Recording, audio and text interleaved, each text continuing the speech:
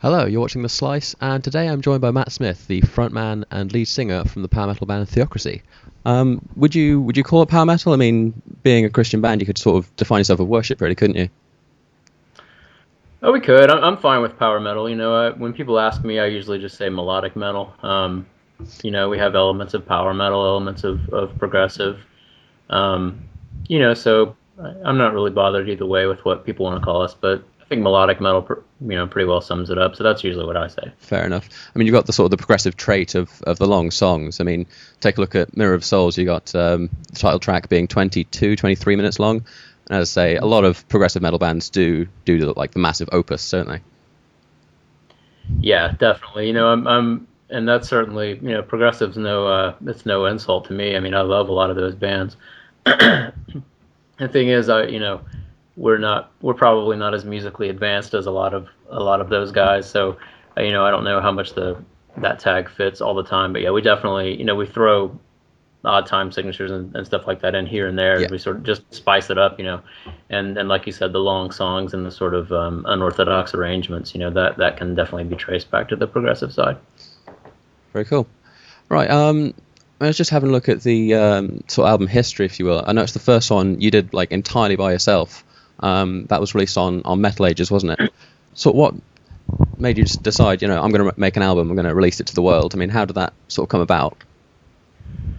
Well, I've always written songs. I started writing songs in school, and that's what I always wanted to do, and that's what I love to do. And eventually I got to where I had a collection of songs that I thought were pretty good, and I think I was sending.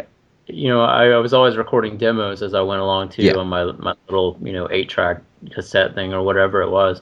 And at some point, Darren Blevins, a friend of mine who eventually was the Metal Ages guy or whatever, he heard the demos and he said, these songs are really good. You should put them out. And so that's sort of how it started. And there was never any intent of it being a solo project. That wasn't what I Sure. wanted. I just here in the wastelands of Georgia with no one around, especially with this kind of music, which is Yeah. isn't popular here in the States anyway. I couldn't find anyone who even knew about it, let alone wanted to play it. So that's why it started out as a solo project. And it was actually funny because it turned out, that Sean, our drummer, was he lived 2 3 minutes away from me the whole Okay. time, and I never knew it. So once we got hooked up together, it just sort of went from there. Excellent. I mean, so apart from obviously your drum, I mean, how did the acquisition of band members come about? Because I mean, you went obviously from yourself on your self-titled album Theocracy, then there's three members on Mirror of Souls, and now you got the five on As World Bleeds. How did that come about? Well, it was sort of piece by piece. Sean I mentioned lived right up the road, and he actually contacted. I think it was his girlfriend at the time was a friend of my cousin's girlfriend at the time, and that's how he contacted me and said he wanted to play. And so we finally met up and started jamming, and it was great. And the rest was Cool. history. And then at some point, John, our guitar player, he uh, he loved the first album, and he contacted us, and he lived in Atlanta, and Okay. set up time to come up and jam, and so that's what how we got together, and it sort of went from there, and then um, so that was cool. But I was still playing the other guitar, Yeah. live, which was fine. But I always wanted to eventually be able to just move to vocals, and concentrate on only doing that live. And so this time around, yeah, we've actually been through several bass players by now, but my friend Jared Oldham joined for this album on bass full time, and he's Cool. been awesome.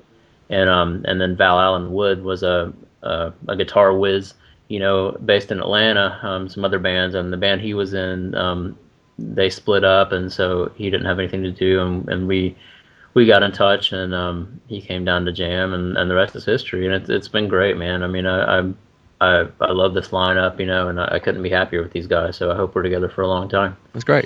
When you say about playing live, you've recently completed a small European tour, didn't you? That was all through our label, Ulterium Records. We went over there for the first time in 2009, Okay.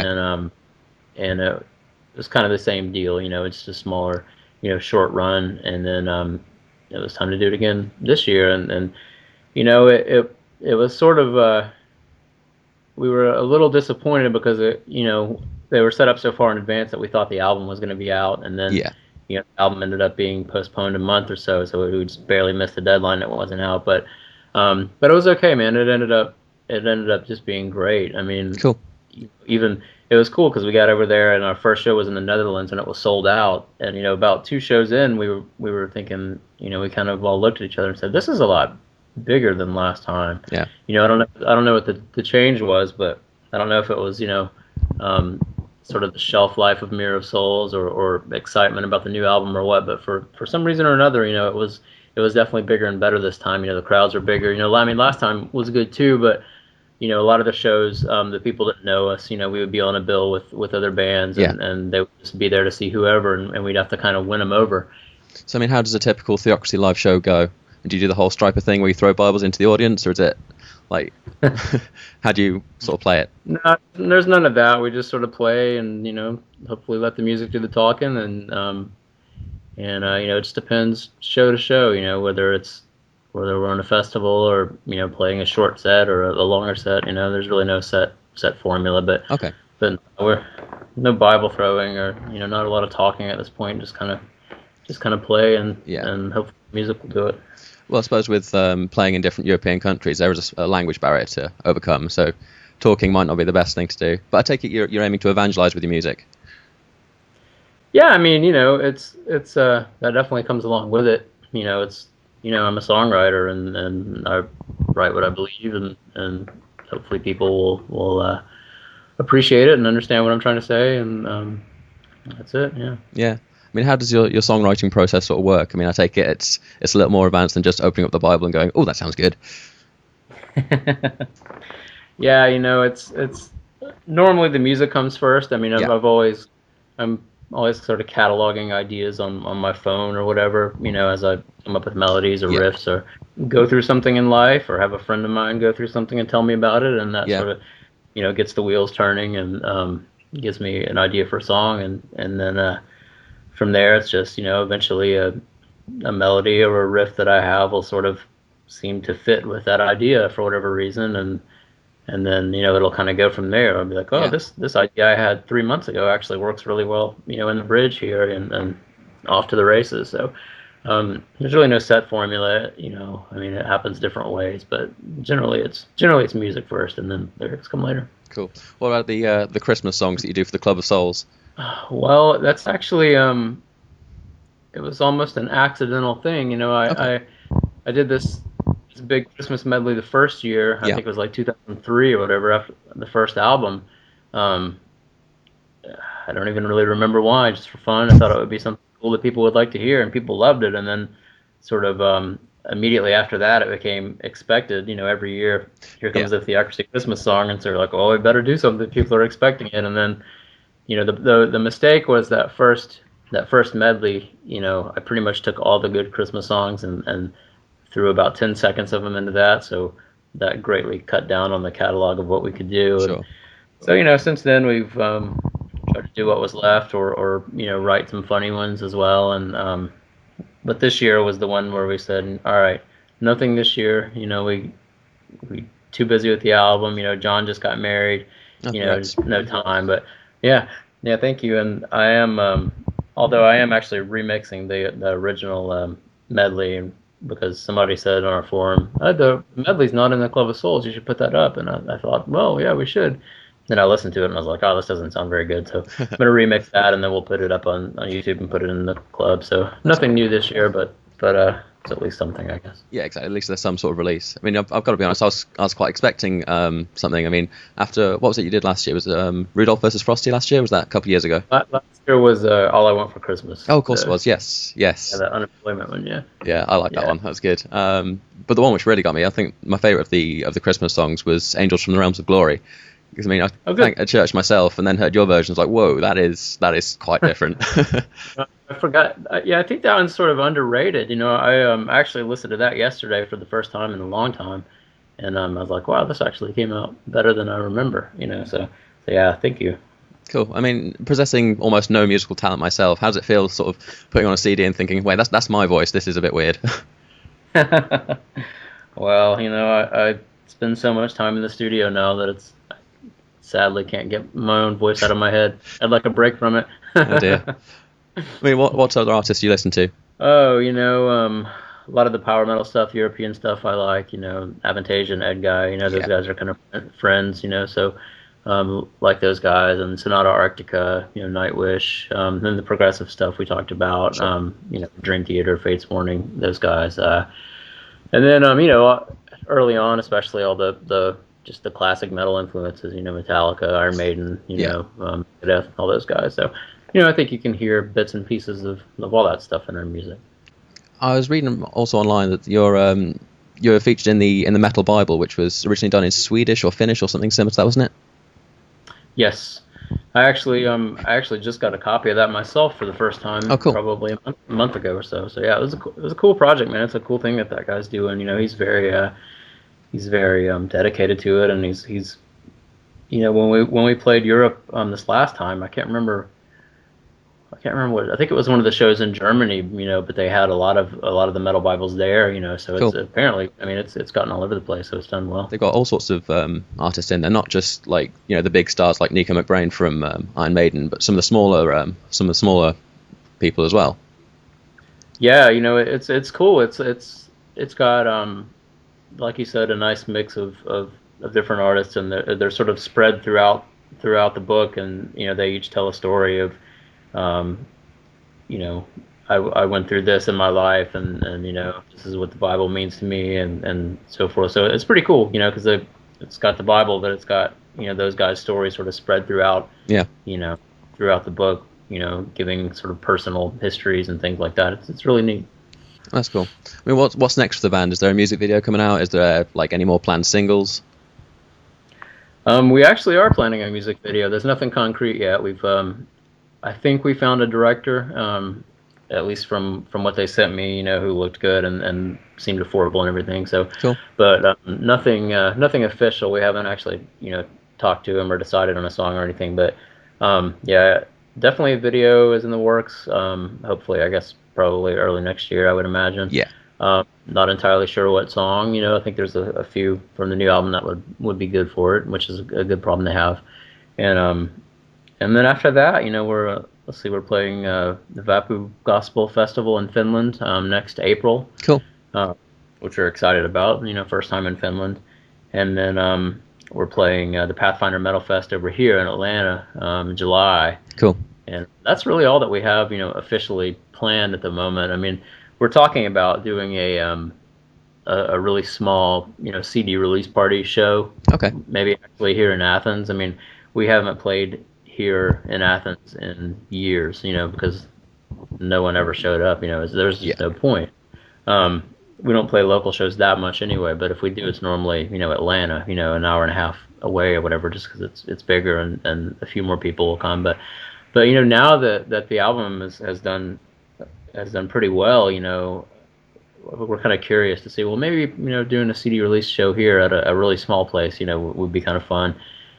So we're probably going to do that probably, I would imagine early next month sometime. But aside from that, that's about all we have planned. I see. Do you have like a favorite song from the album? Because I mean, I noticed on the website it says that I've got to find the quote actually quickly. As the World Bleeds is a song-oriented album where each track stands alone, where every song's iconic and strong enough to potentially be someone's favorite. That must make it pretty hard for picking out a single. It does, and that was the goal. I mean, especially after Mirror of Souls with the 23-minute Yeah, track, or and I thought all the songs on that album were good as well, but obviously if you have a big song like that, it's going to be the focus.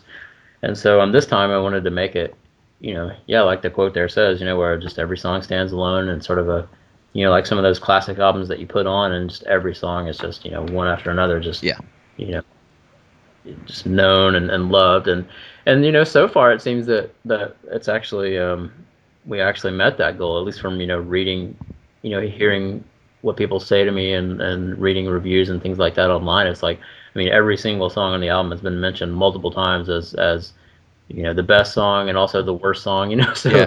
so it's all over the place. But yeah, that was the goal this time, and yeah, there are several songs that I think could work for a video. So I guess it'll probably end up coming down to what the label wants to pay Sure. for, in the end. So Yeah. I mean, were there any things which sort of ended up on the cutting room floor, so to speak?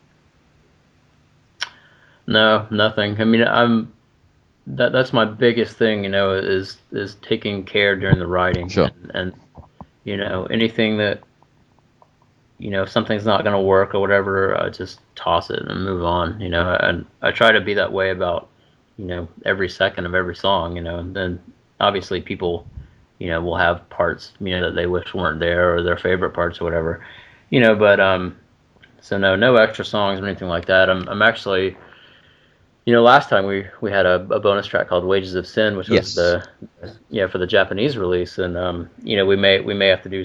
And Wages of Sin was actually originally written to be on this album, Okay. so it was kind of, well, we have a few songs and this one's really good, so let's put it out. And this time we're still waiting to hear what's going to happen with Japan, and Yeah. if we need tracks and that kind of thing. Um, so yeah, nothing on the cutting room floor for now. So we'll see what happens with the bonus track situation. Well, I was speaking to Herman Lee from Dragon Force a couple of years ago. Because one of my favorite songs of theirs is actually a Japanese exclusive, so I've only been able to listen to it on YouTube. And I asked him, why, how come you've made this decision to put what I think is the best track on an external release like that? And he said, well, the thing is, Japanese CDs, they cost so much, so if you don't give them something extra, they're just going to get the import, and it's not going to fuel the Japanese music industry. And I think, Right. I've noticed a lot of artists do that, and I think it's quite a gentlemanly thing to do, really. Fueling the industry.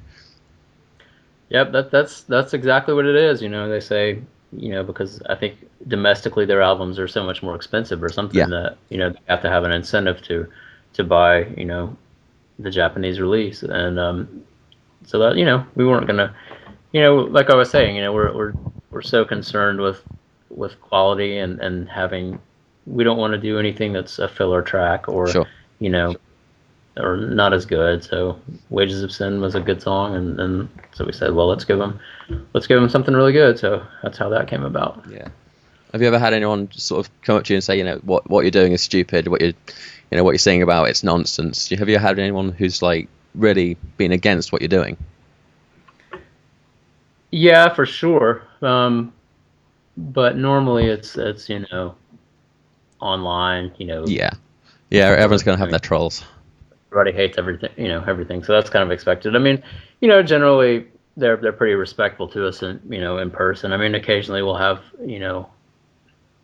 uh, people saying that stuff at shows or whatever. But I mean, people are normally respectful, and a lot of times, even if they don't believe what we believe, they love the music, and they like they appreciate the effort that goes into it, and Yeah, the um, the attention to detail. So generally speaking, people are really cool. that's good to hear. Because I mean, with people such as Richard Dawkins and things, who take the scientific belief very, very well. I like to call them born again atheists. You know, you find that people tend to get quite up in arms about our beliefs. I agree, and that's always funny to me. I like the born again atheist thing. That's good, because it's very, at least in my experience, a lot of those people are way more just intense, won't shut up about it, than Absolutely. the religious people. So it's which is weird. I've always thought that was weird, because it's sort of,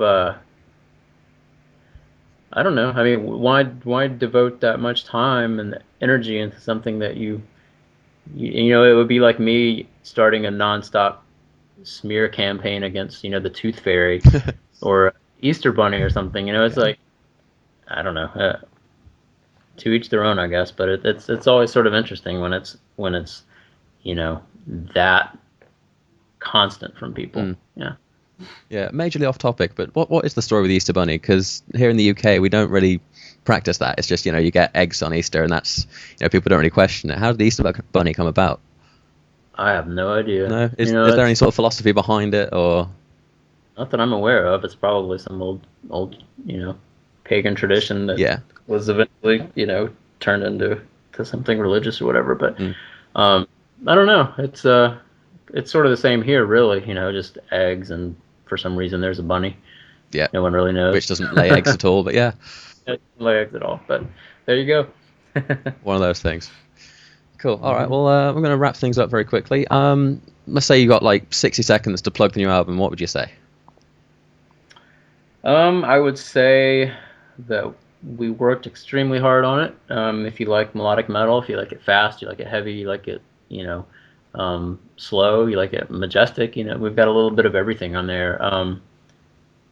Progressive moments, speed, well thought out lyrics that hopefully, that you'll at least find interesting, whether you agree or believe or not. And yeah, I think a lot of people are when they find out we're a Christian band, it sort of scares them off, and Yeah. I understand that. I mean, like I was saying earlier about a lot of Christian music, it's I never listened to much of it for that reason. So but give us a chance because I think we do something different. And if you like good melodic metal, the songs are good. So at the end of the day, that's what matters. And um, yeah, I guess that's all I have to say. That's cool. Cool. I mean, how would you sort of identify yourself as a Christian? Because I mean, obviously there are different like sects, if you will. You've got the Baptist movement, you've got Pentecost and all this sort of stuff. How would you identify yourself? Um, well, I grew up Baptist. The church I'm going to now is sort of non-denominational, so Okay. I really don't. I wouldn't say I identify myself, any particular way as far as that's concerned. As far as different, sects and denominations, Yeah. it's just, um, as long as the important core beliefs are the same, people are always going to have minor things that they disagree on, Yeah. and I mean, we've got our guitar player John is Catholic, and so we come from all different sort of backgrounds, Okay. but Cool. have the same core beliefs.